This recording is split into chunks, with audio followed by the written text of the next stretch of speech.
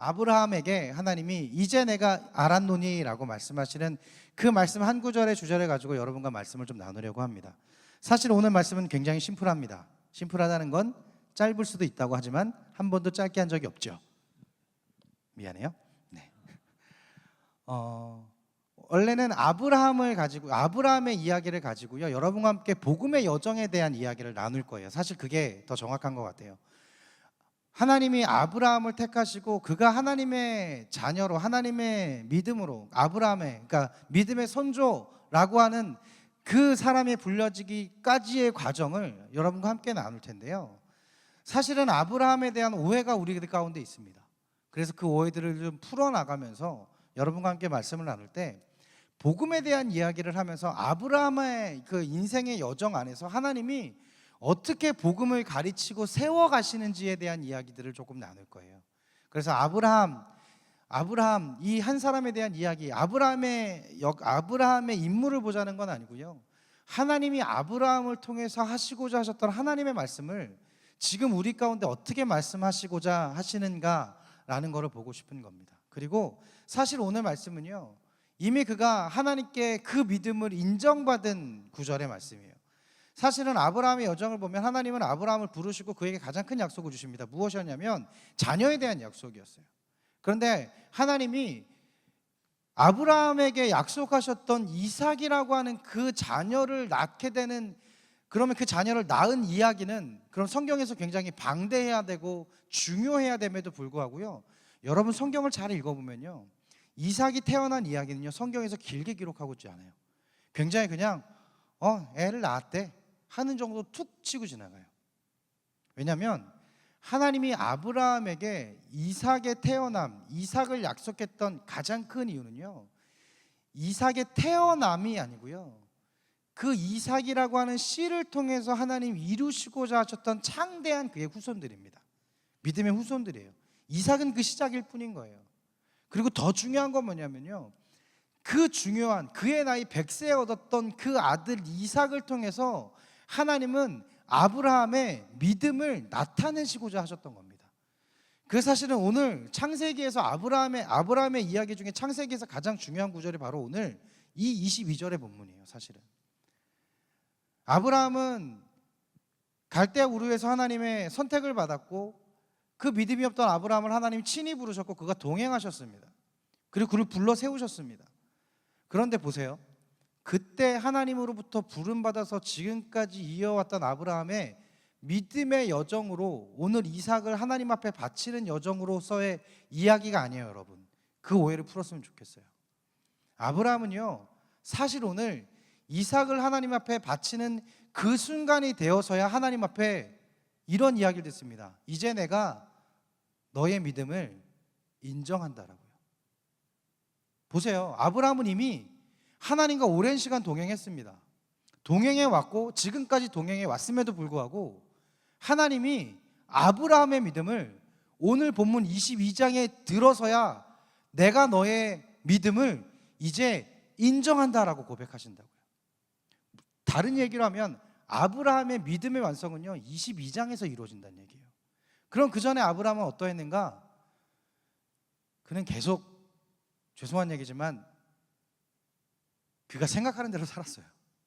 그가 생각하는 대로 행동했고요, 대신에 하나님은 계속 포기하지 않고 그를 계속 이끄셨던 하나님이셨단 말이에요.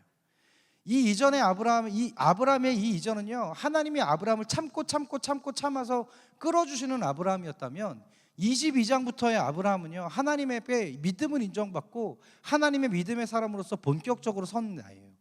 그 나이 언제? 대략 115세에서 120세 사이. 그의 아들 이삭이 이미 장성하여진 그때였단 말이에요. 그렇다면 우리에게 다시 한번 복음을 바라보며 이 복음이 우리의 마음 가운데, 우리의 삶 가운데, 내 가운데 확신이 되어지는 과정이라고 봤을 때, 내가 아브라함과 비교했을 때 그 아브라함의 믿음의 사람을 때 내가 그 사람처럼 될 수 있을까라고 하는 의문보단 하나님이 참고 참아가면서 그 아브라함을 택하여 부르신 그 아브라함을 믿음의 선조로 세우시는 그 하나님의 여정을 통해서 하나님이 이 여정이 우리 가운데도 분명히 있다라고 하는 그 믿음이 우리 가운데 있기를 원하고요, 그 가운데 우리가 복음이라고 하는 그 메시지를 조금 더 깊게 보기를 원합니다. 그래서 여러분과 함께 이 말씀을 나눌 텐데요. 복음에 대한 아브라함에 대한 이야기를 나누는 것이 아니라 아브라함을 빗대서 하나님 우리 가운데 어떠한 복음, 우리가 복음을 단순하게 아는 것, 지식적으로 아는 것을 넘어서서 그것이 우리 가운데 확신이 되어지는 그 과정 가운데 하나님 우리를 어떻게 이끄시기를 원하시는가, 그리고 성경에서는 그 복음을 어떻게 말씀하시고자 하는 것들을 여러분과 좀 짧지 않은 시간 동안 나누기를 원합니다. 오늘은 그 서문이 될 텐데요. 여러분 혹시 이 이야기를 나눌 때 여러분에게 도움이 될까 하고 혹시 사진 좀 띄워주시겠습니까? 제가 여러분과 이 말씀을 나누는 동안 참고해야 될 책들입니다. 이 책들의 내용을 가지고 여러분과 함께 복음에 대한 이야기를 나눌 거예요. 그 와중에 저기 보면 확신, 복음, 회심이라고 되어 있는 세 가지의 시리즈 책이 있습니다. 폴 워셔 책이거든요. 복음에 대해서 굉장히 원론적으로 정확하게 이야기하고 있는 책이기도 합니다. 제가 가장 좋아하는 책이기도 하고, 혹시 관심이 가지시는 분들은 제가 복음에 대한 이야기를 계속 해나갈 때 이 책들을 한번 읽어보셨으면 좋겠다는 생각이 듭니다. 그리고 간사님들은 저랑 이걸 갖고 공부할 거니까 걱정하지 마시고요. 각오하시면 좋겠습니다. 그리고 또 하나는 저기 두 번째 옆에 보면 하나님의 열심이라고 하는 책이 있어요. 그 책도 여러분에게 꼭 한번 읽어봤으면 좋겠는 책입니다. 혹시 내가 복음에 대해서 흐릿해져 가고 있다는 것이 있다면 이 책들이 여러분에게 도움이 될 것이라는 생각이 들고요. 맨 끝에 보면 지성에서 영성으로라고 이어령 교수의 책이 있습니다.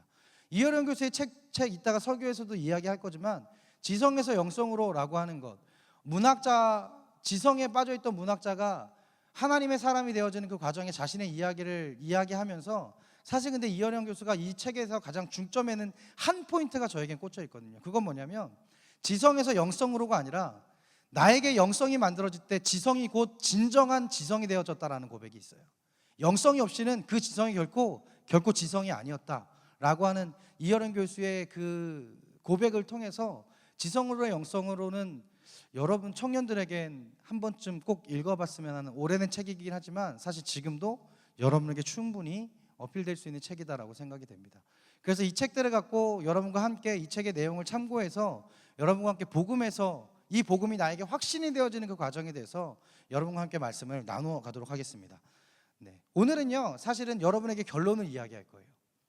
제가 이 시리즈를 이야기하면서 마지막에 내 결론에 대한 이야기, 아브라함의 믿음의 확신에 대한 이야기를 할 건데, 사실은 결론을 내놓고 다시 처음부터 아브라함을 살펴보면서 그 아브라함의 그 여정 가운데 그가 하나님을 의지하는 것 같지만 의지하지 않았고, 하나님을 의지하지 않는 것 같지만 결정적일 때 하나님을 의지하는 그의 모습을 바라보면서 우리의 삶 가운데 결코 포기하지 않는 하나님이 우리의 삶을 어떻게 붙잡고 가시는지에 대해서 여러분과 함께 말씀을 나누면서 그 복음이 우리 가운데 있기를 간절히 소망합니다. 오늘 본문이 이렇게 시작해요. 그 일 후에라고 하는 본문으로 시작하거든요. 그 일 후에. 그 일 후에는 뭐냐면 바로 이 앞전에는 뭐였냐면 이 땅의 왕이었던 아비멜렉이 찾아서 아브라함과 이런저런 이야기를 합니다. 그를 속였던 이야기를 하면서, 그러나 또 아브라함은 너의 그 부하들이 내 우물을 뺏어갔어 하면서 결국 그가 협정을 맺게 되고, 그 협정을 맺으면서 그 우물의 소유권을 완전히 아브라함에게 줍니다. 소유권을 준다라고 하는 건 그 땅을 주는 거예요. 그러면 아브라함의 그 땅은 영원히 아브라함의 땅이에요. 완전 그가 왕으로서 한 사람과 계약을 맺으면서 그 땅을 받았단 말이에요. 그 땅의 이름이 맹세 우물이라는 뜻으로 브엘세바였어요. 브엘세바. 이 브엘세바가 굉장히 중요한 건 뭐냐면요, 여러분 우리가 지난주까지 어디를 나누었어요? 여호수아를 나누었죠. 여호수아 어디까지 나누었죠? 우리가 요단강을 건너기 직전까지 이야기를 나누었단 말이에요. 그렇죠? 그 요단강을 넘어서부터 그 여호수아를 통해서 이제 이후에 그 여호수아를 통해서 하나님이 이 아브라함에게 주시겠다고 약속한 그 가나안 땅으로 들어가게 되는데요, 이 브엘세바가 이후에 땅의 경계, 그러니까 그 여호수아를 통해서 정복되게 된 그 땅의 경계를 어디서부터 어디까지라고 하는 말로 표현하냐면 요단강에서 브엘세바까지라는 말로 표현해요. 무슨 얘기냐면 요단강을 건너면서부터 가나안 땅이 시작되는 그곳에서 하나님이 주시겠다라고 하는 그 땅의 약속인데, 근데 공식적으로 너희의 조상의 왕이 우리의 조상인 아브라함과 이 계약을 맺음으로 인해서 브엘세바라고 하는 이름을 함께 맹세하며 이 땅을 우리 아브라함에게 주었어, 우리 땅이야 라고 하는 계약이 만들어졌단 말이에요. 그거를 근거로 해서 요단강에서 브엘세바까지라고 하는 그 한 문장이 이스라엘 민족의 땅의 경계를 표현하는 말로 속담처럼 되어져 버립니다. 그래서 단순하게 아비멜렉과 아브라함의 이 계약으로 끝난 것이 아니고 그 이후에 이렇게 만들어지는 거예요. 독도는 우리 땅과 비슷한 거예요. 별로 감동이 없어. 그렇다고요. 브엘세바가 그 정도로 중요한 사건이었습니다. 그리고 그 사건 이후에 여러 날이 지났다라고 성경은 이야기하면서 어떻게 하냐면, 근데 그 여러 날은 그냥 여러 날이 아니고요. 학자들의 평가에 의하면 약 10여 년 정도의 시간이 흐릅니다. 아브라함에게. 그러면 그만큼 이삭도 컸죠. 이삭도 자란 거예요. 그러면서 21장과 22장 그 사이에 약 10여 년의 간격이 있게 되는데, 그러면서 그 1절에 이렇게 말하는 거. 그 이후에 하나님이 아브라함을 시험하시려고 라고 불러요. 시험하시려고. 여러분, 성경에서요, 시험은 두 가지의 의미를 나타냅니다. 즉, 사단이나 귀신으로부터 오는 시험은 유혹이라고 하는 표현을 써요. 유혹. 그리고 하나님으로부터, 성령님으로부터의 시험이다라고 하는 건 훈련이나 테스트를 의미합니다. 다시 말하면 사단으로부터의 시험은 내가 하나님으로부터 멀어지는 시험이라면, 하나님이나 성령으로부터의 시험은 하나님과의 관계가 더 가까워져서 우리가 성장하게 되는 것을 의미해요. 즉, 사단의 시험은 우리를 넘어뜨리는 것의 목적이라면, 하나님의 시험은 우리를 세우는 것에 그 목적을 두고 있는 것입니다. 그리고 그 앞에 아브라함을 시험하시다라고 하는 그 앞에 하나님이라고 하는 정관사가 붙어 있어요. 그 하나님이라고 하는 거예요. 그 하나님이는 누구예요? 아브라함을 지금까지 이끄시고 이끌어오셨던 그 하나님을 강조하고 있는 거예요. 무슨 얘기냐면, 지금까지 아브라함을 계속 동행하시면서 이끌어오셨던 그 하나님이 이제 그 아브라함을 시험하시려고 부르시는데 라고 하는 거예요. 그러면서 2절에 이렇게 말씀합니다. 여호와께서 이르시되 내 아들 내 사랑하는 독자 이삭을 데리고 모리아 땅으로 가서 내가 내게 일러준 한 산 거기서 그를 번제로 드리라 라고 말하는 거예요. 우리가 이 사건 너무 잘 알잖아요. 알죠? 처음 듣는 얘기 아니죠? 처음 듣는 것처럼 듣고 계셔가지고요. 네. 그 아브라함의 나이 100세에 얻었던 그 아들을 하나님이 어느 날 아브라함을 불러서 이렇게 말씀하십니다. 내 아들을, 내 사랑하는 독자 그 이삭을 저기 모리아 땅에 있는 모리아 산으로 가서 내가 일러준 그곳에서 그를 내 앞에 태워서 번제로 드리라는 거예요. 내 앞에 제물로 드리라는 거예요. 여러분, 번제는요, 완전한 순종을 의미합니다. 번제는 남는 것이 하나도 없는 거예요. 번제물의 제물은요, 그애들의 방식에 따라서 살아있는 채로 목을 그어서 모든 피를 빼낸 다음 각을 떠서 그 모든 내장을 제거하고 그 모든 고기를 번제단 안에서 불로 완전히 태워서 완전히 올려드리는 거예요. 남는 게 없어. 불로 구워 먹는 게 아니고요, 하나도 남지 않도록 완전히 태워버리는 것이 번제다라는 거예요. 이것은 완전성을 의미합니다. 남는 것이 없는 거예요. 내가 하나님 앞에 모두 다 드린다는 거예요. 하나님 거 드리고 내 거 내가 갖는 것이 아니고요, 하나님께 완전히 드리는 그 번제를 의미하는 것은 또 다른 말로는 하나님 앞에 완전한 순종을 의미하는 거예요. 무슨 얘기냐면, 자기 100세에 얻은 하나뿐인 아들을, 그 아들을 내 앞에 완전한 순종으로 완전히 드리라 라고 하나님 말씀하시는 거예요. 우리라면 가능할까요?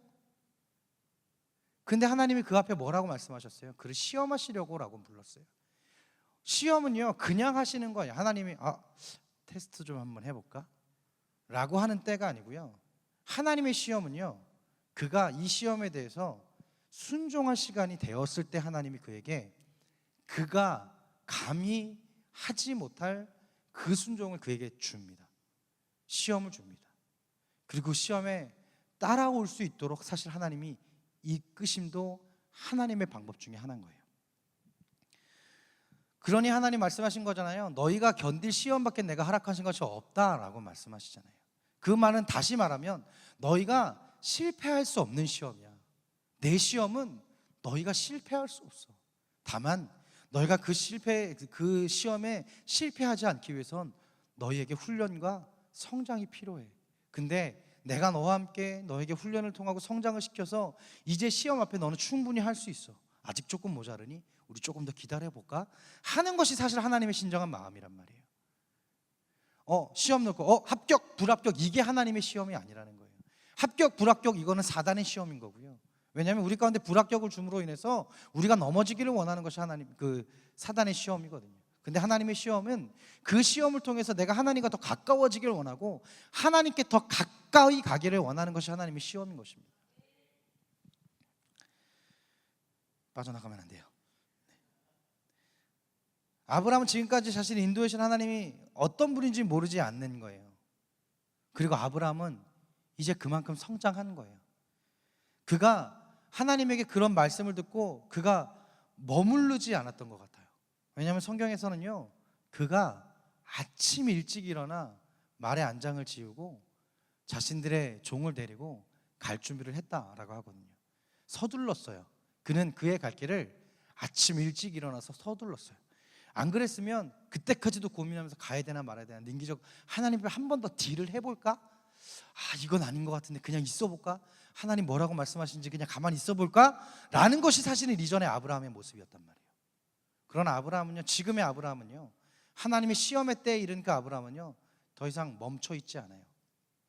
그는 당당하게 아침 일찍 일어나 그의 나귀의 짐을 지우고 떠날 준비를 하게 되는 거예요. 결단의 순간에 아브라함은 종들을 또 머무르게 해요. 75km 정도나 되는 그곳을 가게 되고요. 그곳 가운데 자신의 아들과 함께 그러니까 자신의 아들과 함께 이제 실제로 모리아산을 올라가라고 할 때요, 종들은 그곳 가운데 잠시 머무르게 합니다. 그리고 그가 아들과 함께 합니다. 왜냐하면 시험은요, 아브라함과 그 아들의 과제지 종들의 과제가 아닌 거예요. 다시 만약에 종들이 자신으로부터 오래 함께 했던 종들이 자신과 함께 가서 그 아들 이삭을 제단에 묶어놓고 죽이려고 하는 순간이 됐을 때 그 종들이 과연 가만히 있었을까요?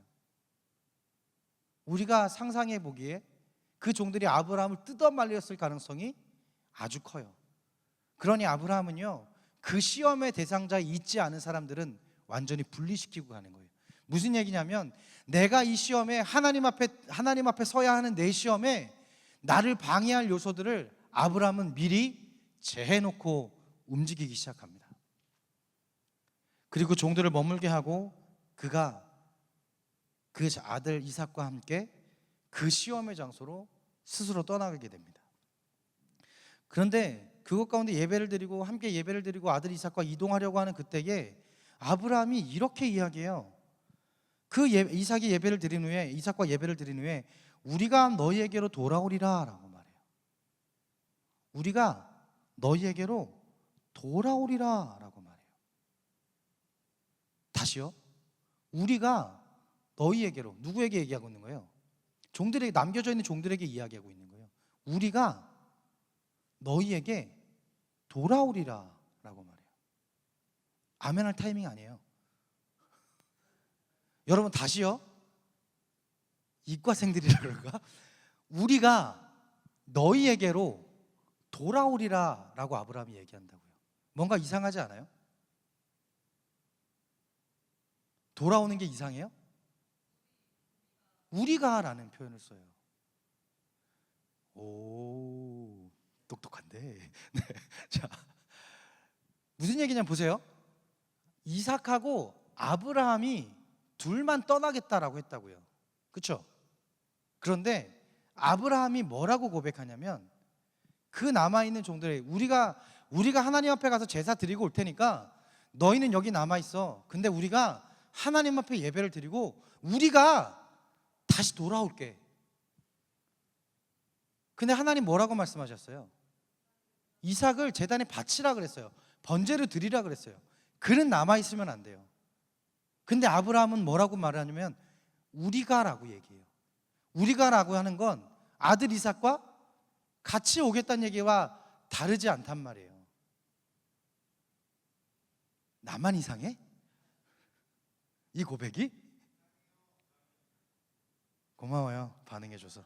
그걸 원했어요. 네. 근데 아브라함은요, 그냥 하는 얘기가 아니고요, 진심이었어요.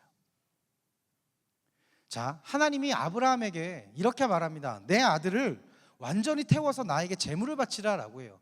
울명 인신제사라고 하지만 이걸 말 그대로 받아들이면 안 됩니다.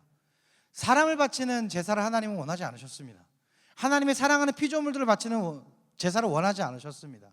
그러게 하나님 그 사람의 희생제물을 받기를 원하지 않으신 하나님이셨습니다. 그러나 그가 왜 아브라함에게 그 아들 이삭을 나에게 번제물로 바치라 라고 말씀하셨는가라는 거예요.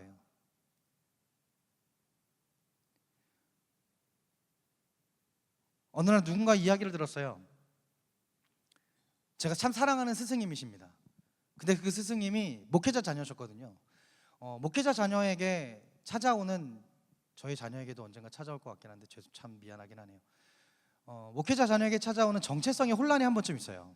무슨 얘기냐면, 태어나면서부터 나는 누구의 딸이에요? 누구의 아들이에요? 그거는 다른 얘기고요. 네. 저는 태어나면서부터 죄송해요. 저희 딸은 태어나면서부터 누구 딸이에요? 교회 안에서. 네, 임목사 딸이에요. 그러면 어떻게 불리냐면 임목사님 딸, 임목사님 딸, 임목사님 딸, 부서에 가도 임목사 딸, 어딜 가도 임목사 딸이라는 게 있어요. 교회에서 그렇게 비춰진다고요. 그러면 내 이름은 임봄인데 나는 임봄이가 없는 거예요. 근데 그게 당연하듯 노는 것 같지만 그렇지 않아요. 왜냐하면 내가 무언가를 해도 목사 딸이, 무언가 실수를 해도 목사님 따님은 그러면 안 되지. 그런 게 있어요. 죄송하지만 목회자 자녀에게 있어요. 그래서 자기의 정체성에 혼란이 오는 때가 와요. 그래서 내 지성이 커지고 나의 이성이 커지게 되면 고민하게 돼요. 나는 난데 왜? 라고 하는 때가 옵니다. 그리고 그 뒤에 정도에 따라서 찾아오는 게 뭐냐면 교회 안 나가 와요. 오는 때가 있어요. 그리고 방황을 시작합니다. 제가 참 존경하는 스승님도 역시 방황을 하셨대요. 아버님이 아주 어릴 때부터, 그러니까 아버지 스스로가 어릴 때부터, 결혼하기 전부터 신학교 1학년 전도사 때부터 교회를 개척해서 그 개척 전도사로서 계속 살아오시면서 자녀들도 교회 안에서 컸을 거 아니에요. 그렇다 보니까 이 목사님이 정체성이 혼란이 와서 더 이상 그게 싫었대요. 그래서 반항을 하기 위해서 정말 반항심이 올라와서 하나님은 없어 스스로 선택을 하고 세상에서 본인이 살고 싶은 대로 사셨대요. 진짜 새벽까지 술을 드시고 집에 올라가면 어머니 아버지가 왠지 새벽 기도에 가기를 일어나실 것 같아 조금 있다가 가야지 하고 그날따라 작은 소예배실에서 술을 먹고 누워 있었는데 누가 툭툭 내 등을 치는 소리에 깨니 아버지가 술을 먹고 잠들어 있는, 새벽 기도를 어느 간 다 끝내시고 새벽 기도에 새벽까지 술을 먹고 뻗어서 소예배실에 아이들 장난감 베고 누워 있는 자기의 등을 탁탁 치시면서 기도를 하고 계시더래요. 이렇게 기도하고 계시더래요. 하나님, 이 자녀를 하나님보단 더 사랑하지 않게 해주십시오. 술을 먹고 그 시간에 뻗어 있는 자기의 등을 치면서 하나님, 내가 하나님보다 이 자녀를 더 사랑하진 않게 해주십시오라고 기도하시는데 두 가지 마음이 들더래요. 하나는 뭐냐면 자기보다 더 사랑하지 않게 해달라는 거에 살짝 삐지고요. 네. 그리고 또 하나는 그래도 우리 아버지가 나를 이만큼 사랑하시는구나라는 생각이 드시더래요. 그분은 지금 현재 어느 모 교회의 담임 목사님이 되어 계십니다. 네. 그리고 자신의 이야기를 지금도 간직을 하시는데요. 그 마음, 그 이야기를 여기에 빗대면서 생각이 들었어요. 하나님이 아브라함에게 이삭을 바치라고 했던 그 심정 안에는요, 그 이삭을 정말 하나님 앞에 제물로 바치기를 원했던 하나님 마음이 아니고요, 아브라함을 시험하신다고 하셨잖아요. 그 아브라함의 시험 앞에 하나님은 무언가를 원하셨냐면 그의 나이 100세에 너무나도 귀하게 자란 그 아들을 그가 하나님보단 더 사랑하지 않기를 바라며 그의 아들을 나를 위해서 포기할 수 있는 믿음을 그에게 원하셨던 거예요. 그 바람이었어요. 그런데요, 아브라함은요, 그 전에 아브라함은 이런 마음을 몰랐어요. 하나님 분명 지켜줄 거였거든요. 그거 아세요? 자기 와이프 사레 때 또 말을 이래 바뀌어서 사라가 되잖아요. 성경을 잘 보면 두 번 있어요. 사레 때도 누이라 그러고 버리고요, 사라 때도 누이라 그러고 버려요. 이게 두 번 일어나요. 아브라함의 믿음 안에서요. 자기 와이프 때문에, 그 와이프의 미모 때문에 자기가 혹시나 해코지를 당하고 죽을까봐 자신의 와이프를 여동생이라고 소개하고 그 여동생이 끌려감에도 불구하고 그냥 뒀단 말이에요. 그걸 누가 해결해요? 하나님 해결하시죠. 그렇죠? 두 번 다 똑같은 방식으로 그의 왕의 꿈에 찾아가서 혼내시고 다시 돌려보낸 일이 두 번이나 일어난다고요. 그의 인생이 그랬어요. 하나님을 믿지 못했어요. 하나님과 동행하고 있음에도 불구하고 믿지 못했던 그의 삶이었단 말이에요. 그럼에도 불구하고 하나님은 그를 포기하지 않고 계속 이끄셨던 하나님이세요. 계속 이끄셨어요. 계속 기다리시고 또 기다리시고 또 기다리시고. 그럴 때 하나님 오늘에서야 아브라함의 나이 100세가 훨씬 넘어서 그 아들 이삭이 장성했을 그때에 하나님이 그에게 원하시는 거예요. 너의 아들 이삭을 나에게 바치라라고. 그런데 아브라함은요, 순종합니다. 나귀의 짐을 지우고 아침부터 오게 됩니다. 그리고 그것 가운데 그와 함께 그 제단을 향해서 걸어가요. 그리고 그가 고백하는 거예요. 우리가 너희에게로 돌아오리라. 내가 너희에게 돌아오리라 하는 것이 원래 맞지만, 그러나 아브라함은 우리라고 해요. 아브라함의 믿음이요, 단순하게 이삭을 하나님 앞에 바치는 것으로서의 믿음이 끝나지 않아요. 여러분 죄송하지만 하나님 이거 바쳐, 네 알겠습니다 는 쉬워요. 그런데 아브라함의 믿음이 어디까지 성장하냐면요, 그 너머에 아브라함의 믿음이 있습니다. 이삭을 바치라고 하나님이 이삭을 바치라고 하는 그 순종을 넘어서서 아브라함은 하나의 믿음을 더 보이는데요, 바로 그것이 히브리서 11장 17절에서 19절까지의 말씀에서 고백하고 있어요. 우리 한번 같이 읽어보겠습니다.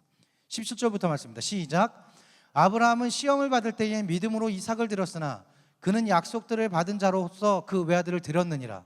그에게 이미 말씀하시기를 내 자손이라 칭할 자는 이삭으로 말미암아라 하셨으니 그가 하나님이 능히 이삭을 죽은 자 가운데서 다시 살리실 줄로 생각한지라. 비유컨대 그를 죽은 자 가운데서 도로 받은 것이니라라고 말해요.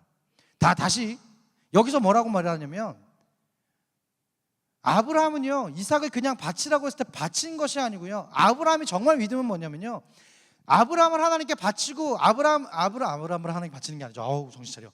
네. 아브라함이 이삭을 하나님께 바치고요, 그 이삭이 죽어서 하나님 앞에 번제물로 드려졌을지라도, 그러나 하나님은 우리 가운데 슬픔을 남기시는 하나님이 아니시다라고 하는 그 아브라함의 믿음으로 아브라함은 어떻게 하냐면, 그 죽은 이삭이 하나님 안에서 다시 하나님이 그를 살리실 것이라고 하는 그 믿음이 있었기 때문에 아브라함은 이삭을 데리고 가는 거예요. 믿음의 믿음을 넘어갔다고요. 단순하게 하나님 이삭을 바치라 라고 했을 때 그 이삭을 바치겠습니다 라고 끝나는 것이 아니라, 그런 하나님 내가 이삭을 바치겠습니다, 그런 하나님 그 이삭을 뺏어가서 우리 가운데에 슬픔을 남기시는 하나님이 아니시기에, 하나님 그 이삭을 데려가시더라도 그런 하나님 그 이삭을 다시 살리실 하나님이시다라고 하는 그 믿음을 갖고 아브라함은 고백하는 거예요. 그래서 여기서 이렇게 말하는 거예요. 우리가 라고 얘기하는 거예요. 아브라함이 다시 돌아올 때 그가 혼자 돌아올 거라고 믿은 것이 아닙니다. 아브라함은 이삭을 정말 하나님 앞에 바치겠다라고 왔어요. 그리고 바칠 거예요.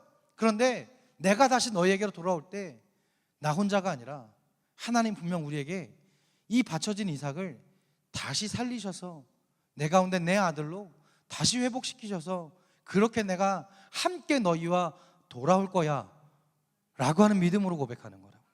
여러분 이것이 아브라함의 믿음입니다. 이것이 아브라함의 믿음이에요.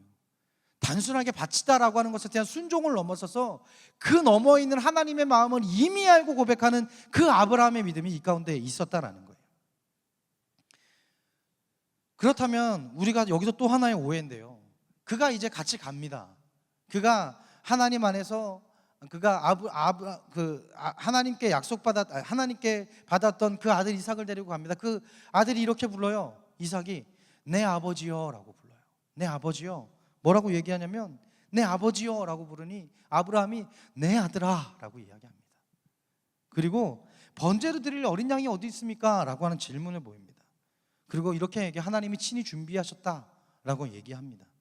여기서 내 아버지여라고 하는 이 원문의 뜻을 보게 되면 아주 친밀하고 아주 믿음이 강한, 우리가 하나님께 드릴 수 있는 온 믿음을 다하여 고백하는 그 한마디로 내 아버지여라고 고백하는 거예요. 그렇다면 아들 이삭은요, 그 아버지를 향한 그 친밀감과 그 믿음이 우리가 하나님을 향한 그 믿음과 같이 고백하고 있었다라는 거예요. 그래서 이야기하는 거예요. 보세요.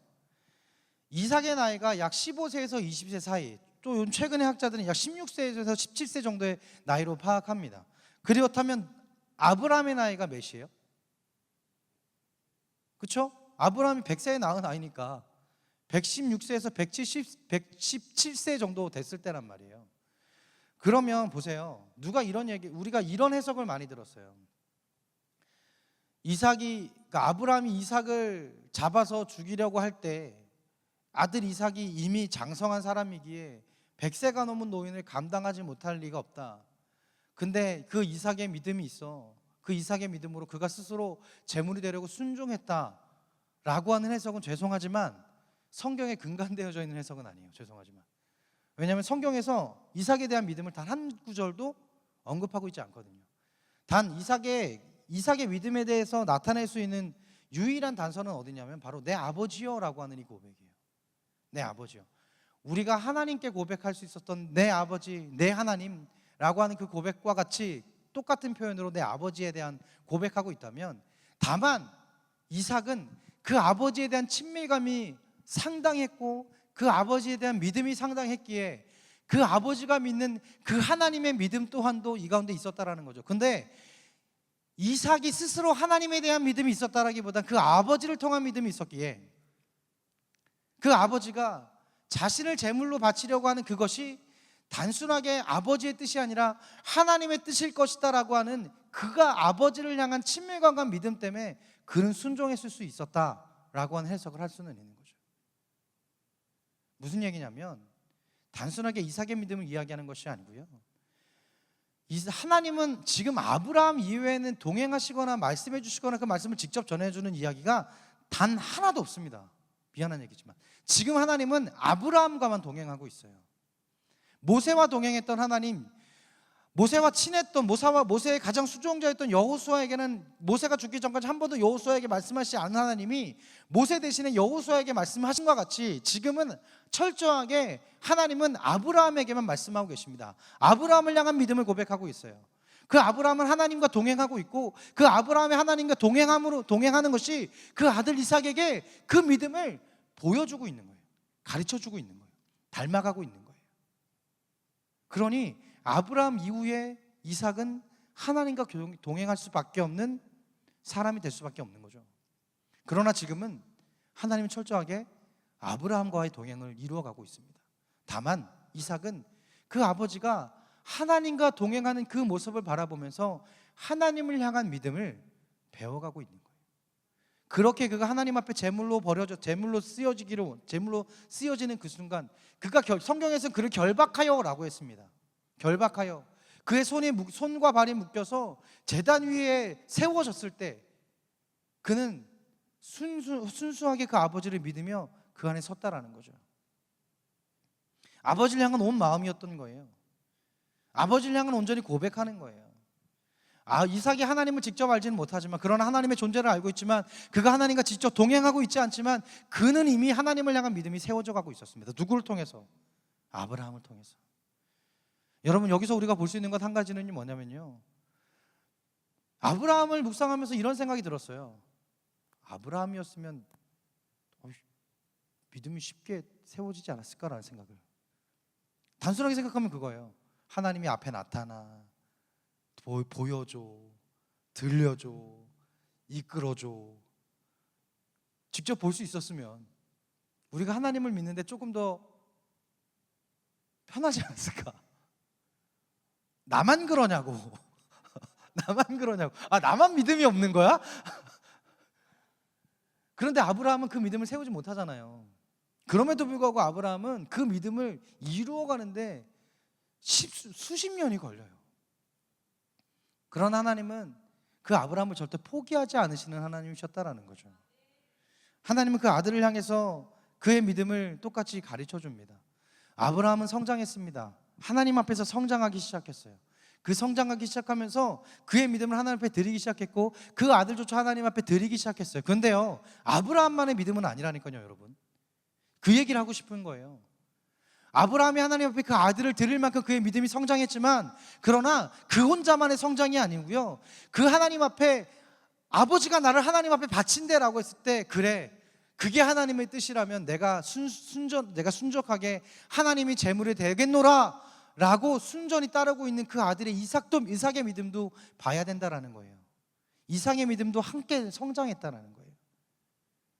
그가 하나님 앞에 온전히 나의 믿음으로 하나님 앞에 내가 제물이 되겠습니다 하고 엎드렸다라고 말할 수는 없지만, 그러나 그의 믿음 또한 아브라함을 통해서 닮아가고 영향을 받아 닮아가고 있는 이삭의 모습을 본다라는 거죠.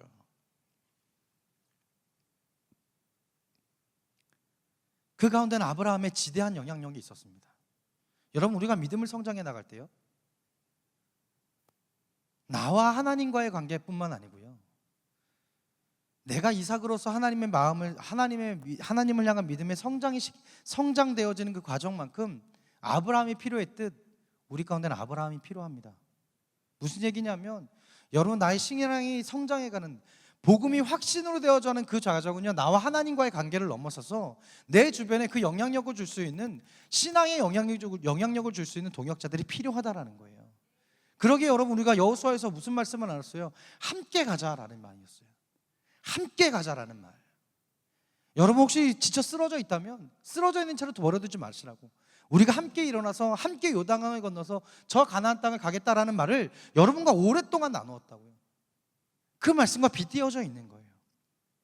하나님이 이삭을 하나님의 유일한 이스마엘이 아니라, 먼저 태어난 이스마엘이 있었음에도 불구하고 하나님은 여호수아에게 약속합니다. 이삭, 너의 씨로부터 태어난 그 이삭을 내가 너의 유일한 상속자로, 유일한 내가 약속했던 그 약속을 이루어가는 유일한 후손으로 삼겠다라고 하나님 말씀하셨잖아요. 그 말씀을 아브라함이 기억하고 있잖아요. 그 말씀을 기억하고 있기 때문에 그가 결코 죽지 않을 거라고 하는 그 믿음이 그에게 남겨져 있는 것이고, 그것을 알고 있는 이삭은 하나님 앞에서 온전히 자신 또한도 믿음의 성장을 이루어가고 있는 겁니다.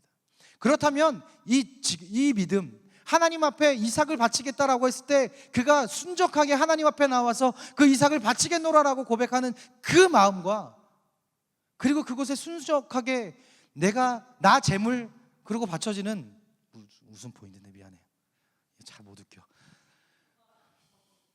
고마워요. 네, 그 이삭처럼요, 그의 믿음도 함께 성장했다라는 거예요.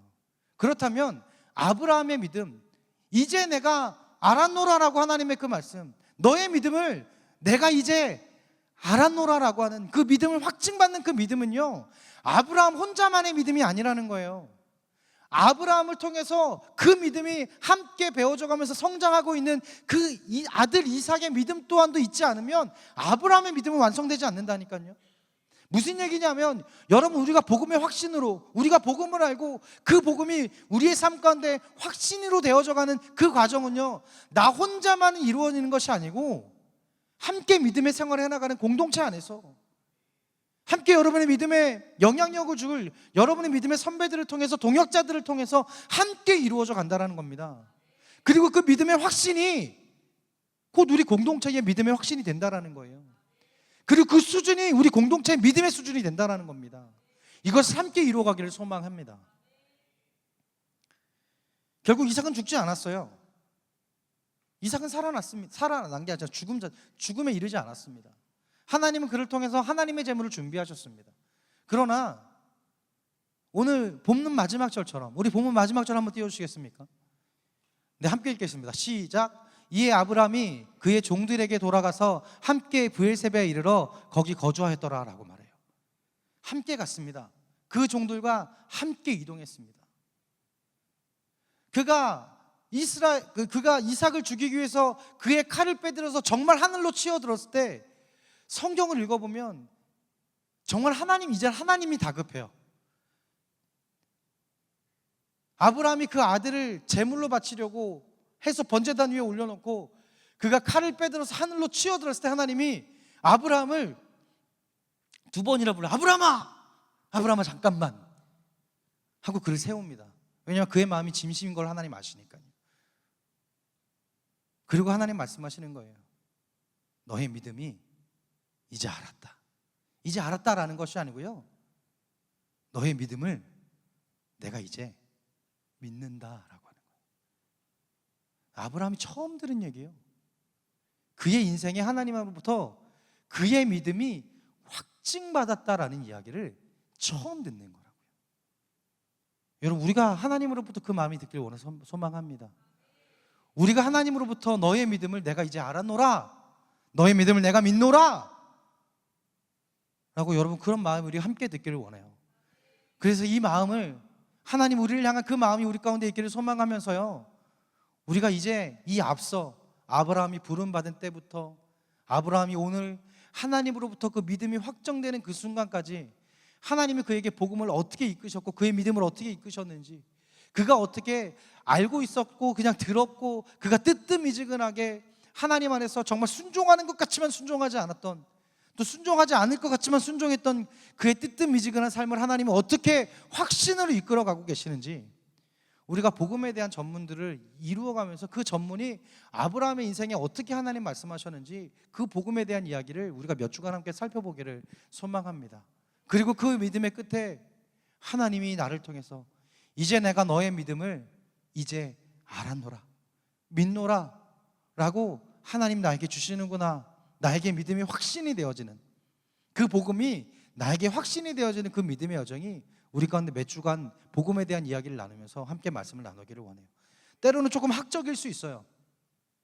그러나 그 안에서 분명한 건 하나님이 우리를 선택하셨다라는 것입니다. 그 안에서 분명한 건 하나님이 우리를 이끌고 계시다라는 거예요. 여러분, 우리가 지난 삶을 좀 한번 살펴봤으면 좋겠어요.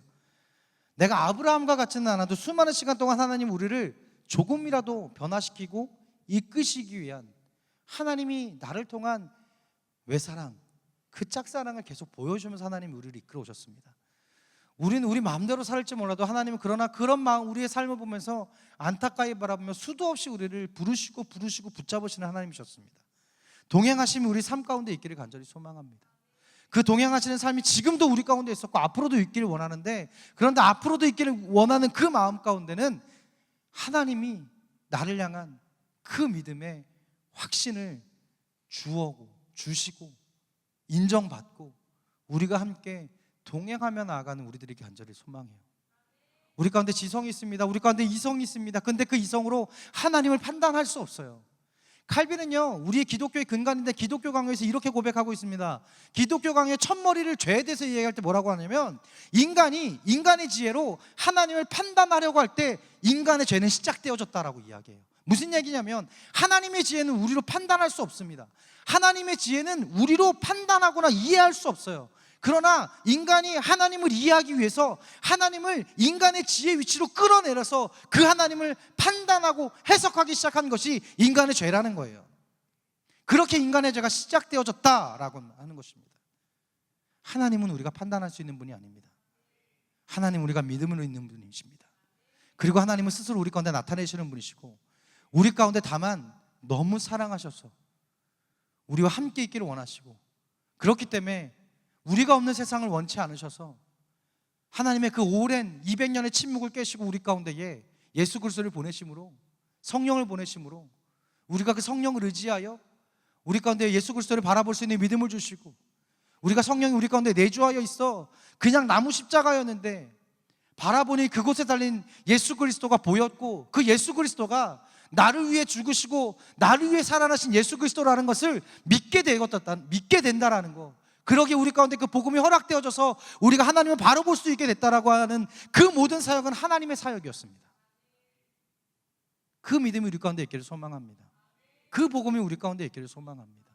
하나님이 결코 우리 가운데 두려움으로 있는 분이 아니라 우리를 너무 사랑하셔서 우리를 붙잡아 주시고 우리를 이끌어 주시는 하나님이시다라고 하는 것, 그 믿음이, 그 복음이 우리 가운데 확신되어져 가기를 간절히 소망합니다. 그 믿음의 여정이 오늘부터 시작되어졌고, 그 복음을 통해서 우리가 서로 그 복음을 나누는 것이 우리 공동체의 기쁨이 되어져 가기를 예수 그리스도의 이름으로 간절히 축원합니다.